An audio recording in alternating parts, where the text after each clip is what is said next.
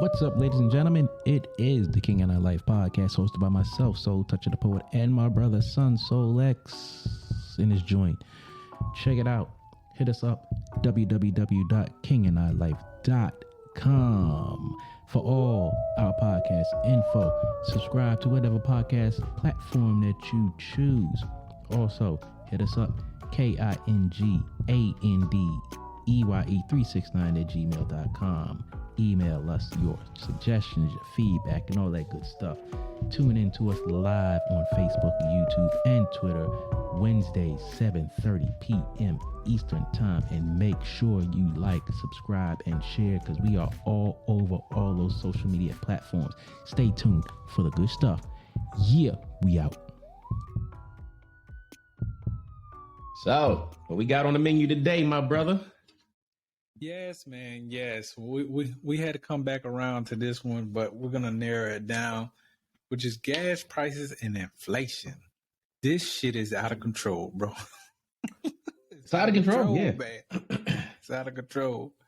So we live in a world where politics and capitalism are dividing factors as much as racism has historically been. As we progress through 2022, inflation and gas prices have risen considerably, with a pinch being felt in the pockets of millions, not only within this country, but around the world. Well, in that case, the pinch will be felt in the pockets of billions then.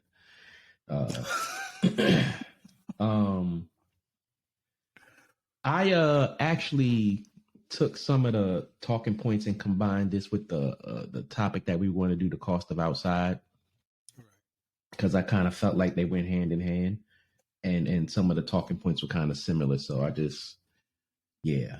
And I think we did something similar a while back. I don't remember, but off the break, I want to say this. All right, go ahead, get into it. Before we get into the golf, I want to say this. This is a part of being a damn adult. And you just got to fucking deal with it. We all have our gripes about the price of whatever. I don't care what it is. But this is part of being an adult. So suck it up, buttercup, and do what the hell you got to do to make way. That's my little spiel off the top. Damn it, man. Damn it. Hold no punches. None. That's what's up. Being 100 about it, you know? But are the positions people hold on these issues valid, though? To a degree. And I say to a degree because there are a lot of factors that go into it. And when we look at what, as far as just with gas prices, when you look at what they say affects the gas prices, that part I feel is valid. So yeah, some of the positions that people hold are valid, because personally, I don't understand for the life of me why gas is even over $2. That's just me.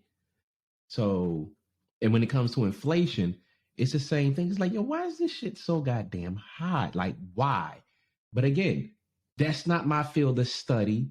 I only know some of the basic stuff about it. But when I look at it from my small perspective, I don't get it. So yeah, some of the positions are valid. Yeah, I definitely think that some of the positions are valid.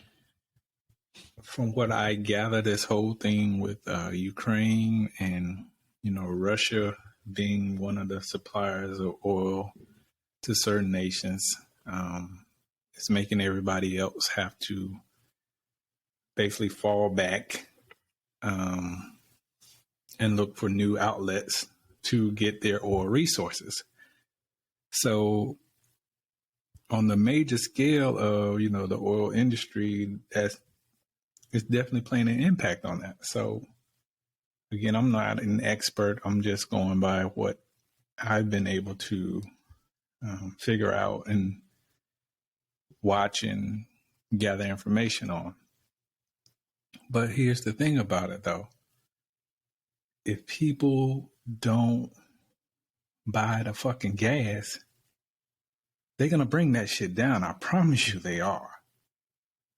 But people are so wrapped up on, I got to get shit done, meaning I got to move this or I got to go there or I got to, whatever the case may be, no one's willing to take a solid stand and say, hey, on these days, no one buys gas. Whether that be a Monday, maybe a Wednesday, or a Friday and Saturday, no one buys gas. I promise you they'll figure a way to bring that shit down. But with it being in the state where we are now, where the gas prices in some places, they knocking the shit out of $5 a gallon. Like that's crazy compared to back when our parents were growing up. They used to get by on 80 cents. Under $1, they were riding all damn day. But again, we're living in a completely, totally different time now, different space. Complaining about it is not going to fucking help you. Sorry. I wish it did, because if complaining really got some shit done, oh my God. This world would be insane right now. Everybody damn mama be complaining. But I'm going to tell people how to beat this thing, right? Oh, shit. To a certain level. When you fill your goddamn gas tank up, don't let that bitch go past a quarter. Don't let it go past a fucking half. A quarter. Just stop and refill that bitch. $25 or $20 is a hell of a lot better than goddamn 70 or 80 goddamn dollars. I promise you that. Yes, it might slow you down because, again, you're having to stop more often to fill up your gas tank. But at the end of the day, you're still saving money as opposed to running all the way down on E. And then you're scrambling around trying to find a damn gas station. And we already know they price gouging like a motherfucker right now. So again, keep your shit in between full and a quarter. Worst case scenario, don't let it go past half. That's the only way I can see beating this thing right now. But I'm gonna try that's that. my spiel. I'm gonna try that. I'm gonna try not to let my gas tank go past a quarter for a month. I'm gonna see how that works for me. I've heard don't let it go past half. And I do agree. Half a tank of gas and paying for a quarter tank of gas is a whole lot better than paying for 3/4 of a tank or a full tank on any given day. Now, when you talk about people not buying gas for a day, this theory has been around for I don't know how many years, and it's not only with gas. To me, it sounds good. It sounds really, really, really good.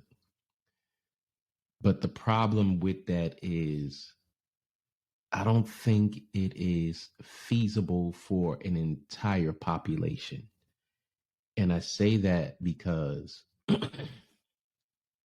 that would require everyone on a specific day to fill up their cars. Now, we also have to factor in different time zones. Let's just focus on America. That will require everyone to buy gas on one specific day or one specific weekend or couple of days span.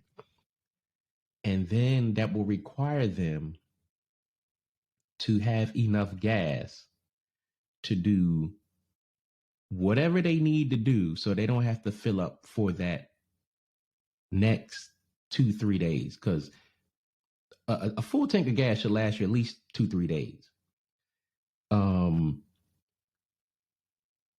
Now that would also say, well, if we're going to do this nationwide, that means everyone has to cut their travel plans.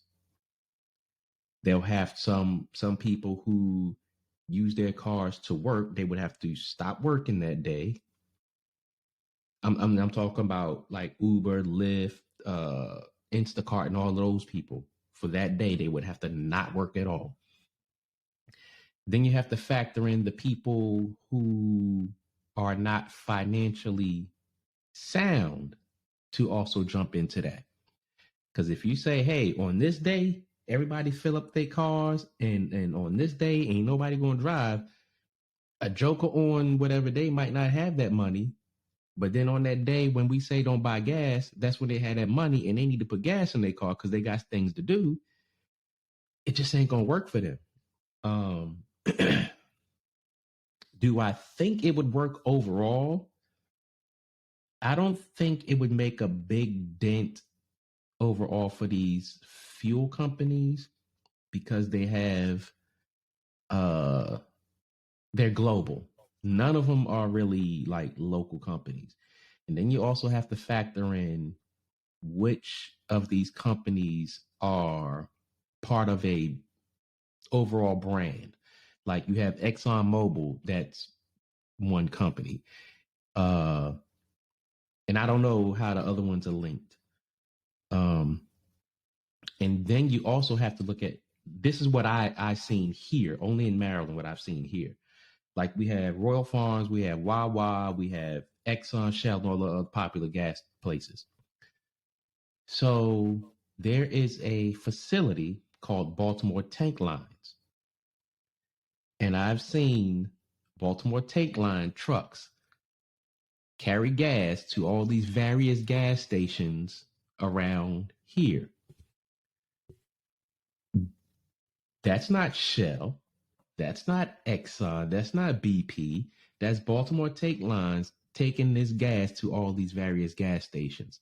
So it's kind of like a mind fuck situation that if we don't understand the whole workings of this system, I don't think that's going to work. I think the theory is sound. Will people do it? Hell no. I'll be honest with you about it. They're just not going to do it. But the theory is sound. Yeah. Simply because when the Montgomery bus boycott happened, they had no other choice but to, okay, we better change our policies or they're going to put us out of business. That yeah. So again, that just goes to show you that it can work if applied. But again, we both know they're just not going to do it. Everybody wants to go to heaven, but no one wants to damn die. Yeah. And the other thing about that, and I'm glad you mentioned the Montgomery bus line situation. We also have to factor in that we're in a different time. Back then, something like that, yes, that could cripple the whole network. It probably would do the same, have the same effect now. But I think that the way things have progressed in our economy, it could work, but it would take more effort for it to work. And also with what you were saying, are people really going to do it? I don't know. The one thing when we talk about people's positions on this, the one thing that blows my mind when it comes to gas prices is that a lot of people that I've seen complaining, especially on social media, they don't have the most fuel efficient cars. And it's like, if you have a big V8 Mustang, Charger, Challenger, this, that, and the other, and you know, doing burnouts or whatever the case may be, I need those people to shut the hell up. Like, clearly, I need them to shut up. You know, it's cool. You buy what the hell you want to buy, whatever car you want to own, this, that, and the other. But my thing is this: if you have a certain car that requires a certain type of gas and a certain amount of gas, and the gas mileage on that car is shitty, I really don't think you should be the one complaining, because it's like, again, buy what you want. But if your car is not the most efficient, I really don't understand what your problem is. You bought that car for a specific reason, and I don't care what the reason is. Like for me, right now, I have a 2015 Hyundai Sonata, and I have a Nissan Titan. Am I bitching about the gas that it takes to put in that damn Titan? I just filled that joke up like 2 weeks ago. 2 weeks ago, I filled it up, and it was like, I think $80, $90, something like that. But I really haven't driven it that much. Now my Sonata, I can get up to 40 miles per gallon in that joker. I have no complaints at all. But my thing is this: for my commute back and forth to work, I want the most fuel efficient vehicle. So for me, as much as I say gas prices are expensive, I really don't complain that much. How much do it cost you, if you don't mind sharing with us, to fill up your Sonata? The last time I filled it up, it cost matter of fact, I will tell you exactly how much it costs, because for those out there who don't do it, you can get a Carfax Car Care app, or you can get Gas Buddy, and you can track what you spend in fuel in your miles per gallon. So I filled my Sonata up on March 13th.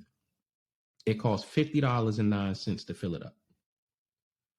And on my Titan, the last time I filled it up was March 6th, and that cost $86.18. But I haven't really driven my Titan that much. And plus, I was in Iceland for a week. So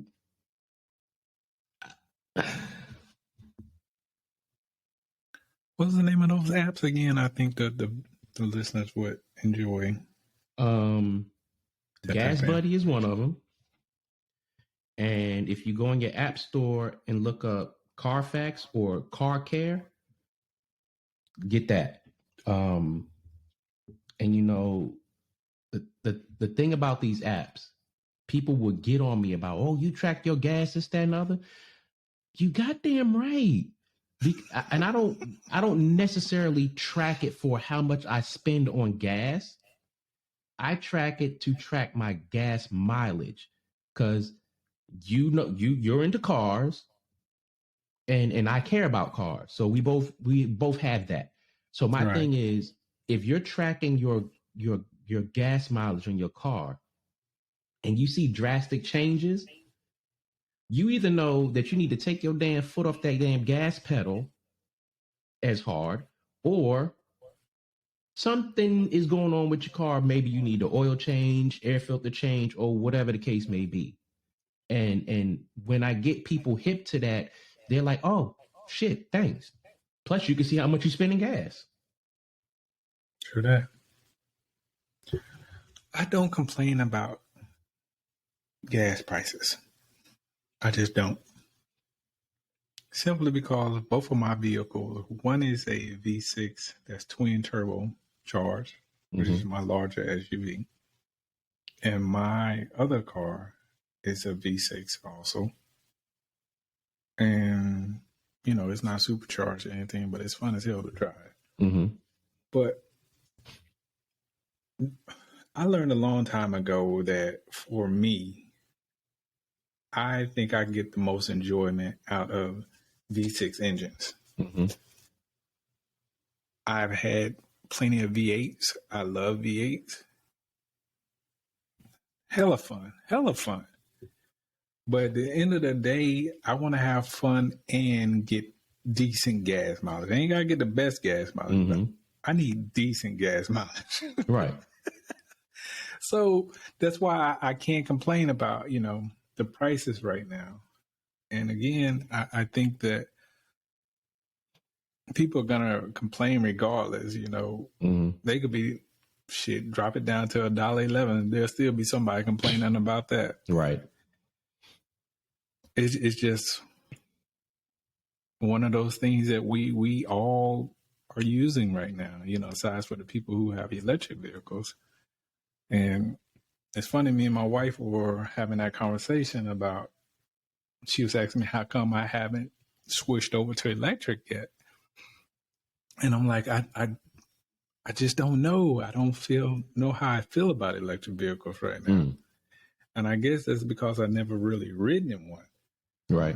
I might have a different perspective if I was to ride in one, but as of right now, I just prefer gas. Right. But again, the thing is, you got shit to do. You got things that need to get done. So with those things being or needing to get done, you're going to spend the money to get the fuel. Worst case scenario, catch the damn bus. Maybe. That's still an option. Maybe. So, it's just about being smart with the consumption of fuel. You don't always have to, be on the go. You can make one outing, meaning one trip for shopping. You can do it in one day or however long it takes you. But you ain't got to keep going out every time you need something. Make a list, get what you need on the days or when you're home or off. You don't have to keep going out. Stop on your way from work, going home, get what you need, and let that one trip do. You don't have to keep going and going. But I do think the gas prices, I don't know when they're going to come down. It's kind of frightening, you know what I'm saying? That right now we are all having our feet held to the fire for those of us who drive, gas-powered vehicles, that we don't have a clue when these prices are going to come down. But again, it's just something we have to take with a grain of salt and keep moving, like you said. Yeah. When it comes to electric vehicles, that's been a tug of war with me for the last couple years. I've been saying I want one, then I say, nah, I don't want one. Then I'd be like, damn, I'm gonna get one. Then I'd be like, nah, damn that. But I'm going to get one within the next year. That is my goal. And I'm going to get one because when we look at the average car, gas-powered car or ICE car, as they call them now, internal combustion engine. Now it's called ICE car. When you look at electric vehicles, they're low in maintenance. Like the most that you'll pay for generally is brakes and tires. That's the most that you'll have to replace on these cars, unless something weird goes wrong. So that's a plus. The other thing that I've looked at and researched or looked up heavily is that those jokers are pretty swift when you put your foot on the gas. Like last couple of days, I was looking at the Kia EV6 and the Hyundai Ioniq 5. 0 to 60 in like 5 seconds. 0 to 60 in 5 seconds for an electric vehicle. Now, I know Teslas do it, but I've never had a car to go 0 to 60 in 5 seconds. And traditionally, most of the cars that we know that do that are either heavily modified or they them big V8s that them Chargers and stuff like that. But and the other thing that kind of held me back was, damn, my electric bill's gonna go higher. Now, when I think about that, I don't mind paying a little more on my electric bill if I don't have to spend $50 in gas, if I don't have to spend $100 in oil changes, if I don't have to spend money on air filters and all this other stuff. I'm cool with that. So I mean, that's where that is with that. Yeah, I mean, again, I haven't ruled it out. It's not there yet. Right. I've actually done, my research on EVs, and I do see the benefits of owning one, but I also see the drawbacks in owning them as well. The biggest complaint that I've seen, or from people who actually own EVs, is the maintenance cost. Like if your battery goes out and they have to replace the whole battery system, it can be kind of expensive. So, but the thing about it is, hell, everything's expensive nowadays. I don't give a damn what kind of car you drive. Like, it's just the cost to do business, as they say. Like I say, if I don't mind driving 4-cylinders, I think 4-cylinders are awesome. I'll be honest with you on that, coming from a car guy, because of the gas consumption is so low. Mm-hmm. So